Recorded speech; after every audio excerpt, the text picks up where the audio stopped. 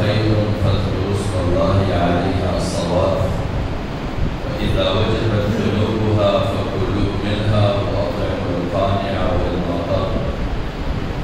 كذلك سخرها لكم لتكبروا الله على ما هداكم صدق الله العظيم. عزیزان گرامی، میرے محترم بھائیوں اور دوستوں، عید قربان کی آمد ہے اور یہ ان جملہ مواقع میں سے ہے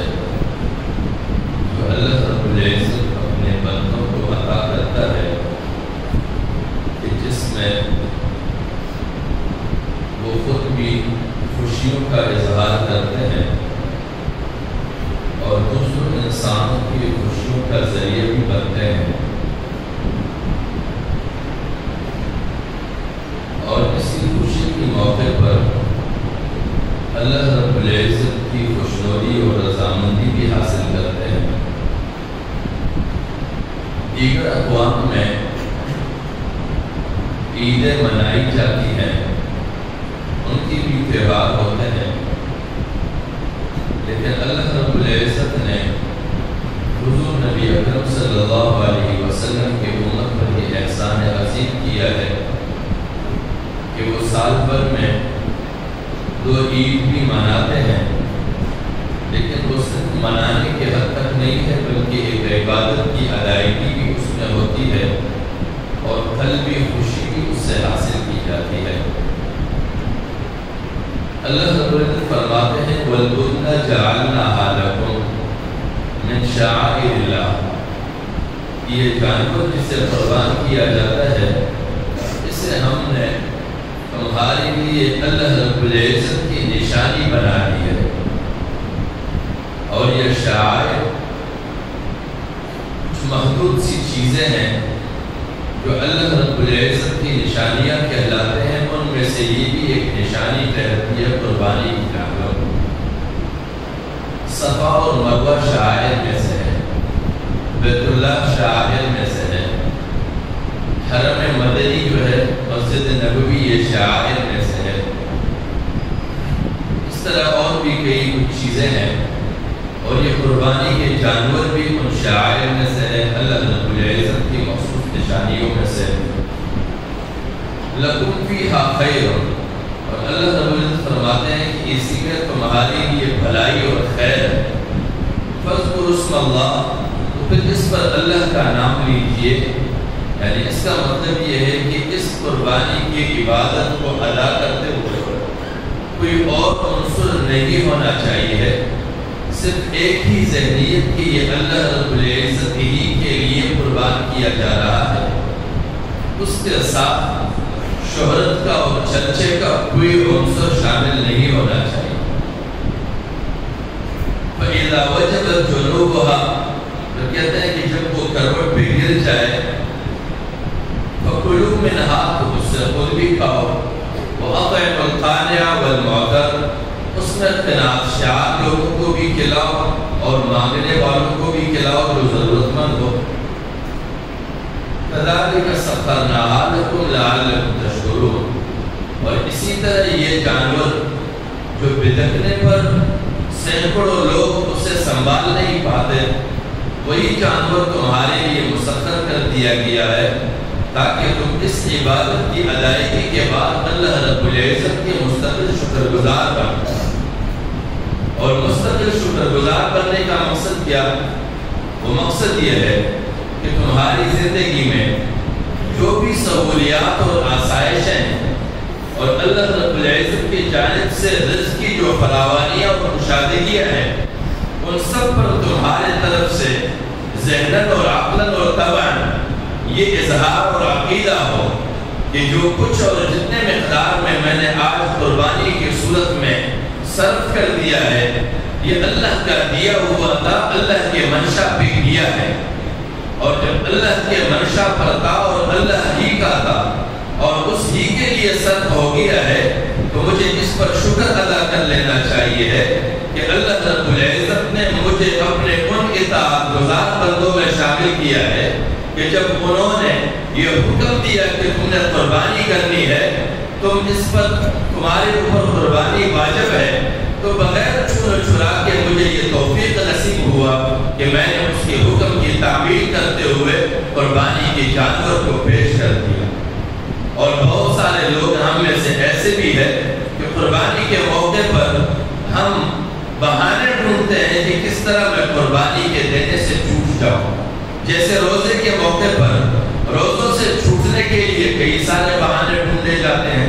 کہ ڈاکٹر سے مشورہ لیتا ہوں، ڈاکٹر سے پوچھتا ہوں روزہ رکھوں یا نہ رکھوں، میرے لیے روزہ صحیح رہے گا نہیں رہے گا، پتہ نہیں جب میں روزہ رکھتا ہوں تو مجھے یہ ہو جاتا ہے۔ تو یہ اس طرح کے بہانے قربانی کے لیے جب ہم ڈھونڈتے ہیں تو یہ ہمارے لیے پریشانی کا باعث بننا چاہیے کہ ہمارے اور رب ذوالجلال کے درمیان رابطے کی کوئی کمزوری پیدا ہوئی ہے، اور اللہ کریم ہمیں توفیق بخشے کہ ہم اپنے آپ کو ان کمزوریوں سے باہر نکالیں۔ اور پھر اللہ رب العزت نے یوں بھی وضاحت فرما دی کہ لن ینال اللہ لحومها ولا دماؤها، کہ کبھی ایسا سوچ رہا ہو کہ یہ تمہارے خون بہانے سے اور گوشت تقسیم کرنے سے اللہ رب العزت کا ذاتی کوئی فائدہ ہے، نعوذ باللہ، ایسا کوئی فائدہ نہیں ہے اس کو، نہ گوشت پہنچتا ہے نہ خون پہنچتا ہے، وَلَكِنْ يَنَالُهُ التَّقْوَىٰ مِنْكُمْ، لیکن تمہاری وہ تقویداری اللہ رب العزت کو پہنچتی ہے، وہ حکم کی تعمیل پہنچتی ہے۔ جب تم حکم کی بجا آوری کرتے ہو تو اللہ رب العزت آپ کو اپنے مقرب لوگوں میں شمار کرتے ہیں، اپنے مقرب لوگوں کے اس گروپ میں شامل کرتے ہیں کہ یہ میرے مقربین میں سے ہیں، جو میرے حکم کی تعمیل کرتے ہیں، میری اطاعت کرتے ہیں، یہ ان لوگوں میں سے۔ كَذَلِكَ سَخَّرَهَا لَكُمْ، اسی طرح اللہ رب العزت نے ان جانوروں کو تمہارے لیے مسخر کر دیا ہے، تمہارے تابع کر دیا ہے۔ ایک بڑے سے بڑا جانور جو بھٹکنے پر کئی سارے لوگ اس کو نہ سنبھال سکے، اس کے ناک میں اس کے سر میں ایک رسی ڈالی ہوئی اور چھوٹا سا بچہ اس کو کھینچتے ہوئے جا رہا ہے، یہ اللہ رب العزت کا حکم شامل ہے، اس یہ اللہ رب العزت کا فرمان ہے اس میں، اسی لیے وہ تابعداری کر رہا ہے۔ لِتُكَبِّرُوا اللَّهَ عَلَىٰ مَا هَدَاكُمْ، اور تاکہ تم اللہ رب العزت کی بڑائی بیان کرو، اور بڑائی اس طرح ہے کہ عملی طور پر ہم اس حکم کی تعمیل کریں، یہ بڑائی ہے۔ زبان سے ہم سینکڑوں دفعہ اللہ اکبر کہتے رہے لیکن اللہ رب العزت کے حکم کو نہ مانے تو پھر یہ ہم نے زبانی اعتبار سے تو اللہ کو بڑا کہہ دیا ہے، لیکن عملی طور پر ہم نے اللہ کو بڑا تسلیم نہیں کیا ہے۔ ہم بڑا کب تسلیم کرتے ہیں؟ جب ہم عملی طور پر اللہ رب العزت کے ہر حکم کی تعمیل کریں۔ اور بڑائی کیسے؟ کہ جو بھی حکم ہو، آزان کی صدا بلند ہو تو ہم ہر کام چھوڑ جائیں اس بنیاد پر کہ کائنات کے سب سے بڑے مالک نے حکم دیا ہے، اب کوئی بھی چیز اس کے سامنے بڑا نہیں ہے۔ صدا دینے والا کہتا ہے کہ اللہ اکبر، اللہ سب سے بڑا ہے۔ جب سب سے بڑا ہے تو میرے لیے پھر کسی کا ملاقات بڑا نہیں، کسی کا بڑا سودا بڑا نہیں، کسی کا کوئی زیادہ سے زیادہ بڑا معاملہ بڑا نہیں، صرف وہی ذات بڑا ہے جس نے بلایا ہے۔ اور اس حکم کی تعمیل کی جائے تو ہم نے عمل تسلیم کیا کہ واقعی وہ بڑا ہے۔ اللہ کریم ہمیں توفیق بخشے کہ ہم خلوص نیت کے ساتھ یہ قربانی اس طریقے سے پیش کریں کہ ہم اپنے نام کے عنصر کو ایک طرف رکھیں کہ میں کتنا قیمتی جانور خرید رہا ہوں، کتنا مہنگا جانور خرید رہا ہوں۔ عام طور پر یہاں تک ہے کہ لوگ جو بڑے سے بڑے انتہائی بڑے جانور خریدتے ہیں وہ جانور ایسے ہیں کہ اس پر ابھی تحقیق بھی کیا گیا ہے کہ ان کو کچھ مخصوص ایسی چیزیں کھلائی جاتی ہے کہ اس کے جسم پھولتے پھولتے چربی کا مرکز بن جاتا ہے۔ گوشت اس میں اتنے مقدار کا ہوتا نہیں ہے لیکن وہ صرف اس کی خوبصورتی اور جسامت کی قیمت وصول کرتے ہیں اور اس سے لوگوں کو فائدہ نہیں، چربی لوگ کھاتے نہیں ہے۔ لہذا بجائے اس کے کہ آپ 15 لاکھ میں اور 20 لاکھ میں ایک جانور خریدیں، آپ متعدد جانور خرید کر ان لوگوں کے ان ضرورت مندوں تک جن کے بارے میں کہا گیا ہے، اللہ رب العزت فرماتے ہیں پہلے آیت جو ذکر کیا گیا کہ فَكُلُوا مِنْهَا وَأَطْعِمُوا الْقَانِعَ وَالْمُعْتَرَّ، کہ خود بھی کھاؤ اور اناتشار لوگوں کو لیے جو نہیں مانگتے ہیں، اپنے آپ کو بہتر حال میں ظاہر کرتے ہیں، ان کو بھی دو اور ضرورت مندوں کو بھی کھلاؤ۔ تو آپ زیادہ سے زیادہ جانور خرید کے کھلاؤ، بجائے اس کے ایک جانور کے عوض اپنے لیے چرچا محلے میں پیدا کریں۔ وہ چرچا آپ کے جانور کو بھی یہی حفاظت کر دے، آپ کی قربانی کو بھی یہی حفاظت کر دے، آخرت میں کچھ بھی نہ ملے، جبکہ یہ جانور آخرت کے لیے ذبح کیا جاتا ہے تاکہ یہ آخرت کے لیے تمہاری وہ قربانی بھی محفوظ رہے، تمہارا وہ مال بھی محفوظ رہے، تمہارا وہ عمل بھی محفوظ رہے، تمہارا وہ محنت بھی محفوظ رہے۔ لیکن جب چرچا ہو تو سب کچھ چلا گیا، کچھ بھی باقی نہیں رہا۔ اللہ کریم ہمیں توفیق بخشے کہ ہم کامل اخلاص کے ساتھ قربانی کو پیش کریں، تمام تر خارجی عنصروں کو یک طرف رکھیں۔ اور دوسری بات، مسئلے کے طور پہ کافی لوگ پوچھتے ہیں کہ قربانی کے جانور میں عقیقہ بھی کیا جا سکتا ہے؟ واقعات عقیقہ بھی کیا جا سکتا ہے اگر اس میں 7 حصے ہیں اور 2 حصے عقیقے کے طور پہ کوئی لے رہا ہے، باقی قربانی کے طور پہ ہے، کوئی نفلی قربانی ہے، کوئی واجب قربانی ہے، یہ سارے ہو جاتے ہیں۔ لیکن اس کے ساتھ ایک مسئلہ کہ عقیقہ کوئی واجب عمل نہیں ہے، عقیقہ سنت ہے،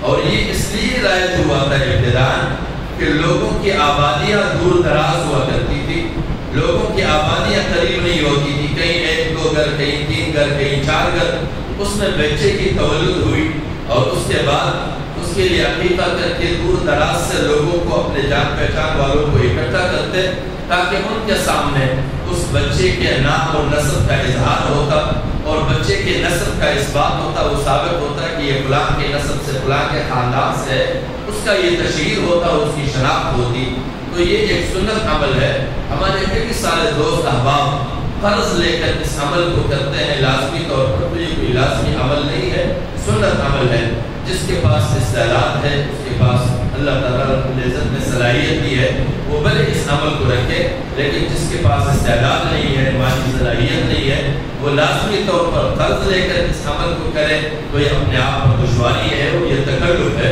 اور تکلف کو اللہ رب العزت نے ویسے پسند نہیں کیا ہے، رسول اللہ صلی اللہ علیہ وسلم نے پسند نہیں کیا ہے۔ تو تکلفات سے ماورا سنتوں پر بھی عمل کیا جائے، وجوب پر بھی کیا جائے، فرائض پر بھی کیا جائے، لیکن جہاں تکلف آتا ہے تو وہاں کوئی ایسا عمل نہیں۔ حج کے عمل کے لیے لوگ جاتے ہیں، قرض لے کر حج پر چلتے ہیں، تو یہ کوئی بہتر عمل نہیں ہے، کیونکہ ایک طرف آپ قرض لے رہے ہیں، خدا نہ خواستہ اسی سفر میں وفات ہو گئی، قرض کون ادا کرے گا؟ پیچھے ایک لازمی چیز رہ گیا۔ لہذا ان چیزوں میں جذبات کو یک طرف رکھ کے سنجیدگی اور شرعی تقاضوں کو زیادہ پیش نظر رکھا جائے تو زیادہ اہم ہوگا۔ اللہ کریم ہمیں توفیق بخشے کہ ہم شریعت کے تقاضوں کو پورا کریں، اپنے طبیعت کے تقاضوں کو یک طرف رکھیں۔ وآخر دعوانا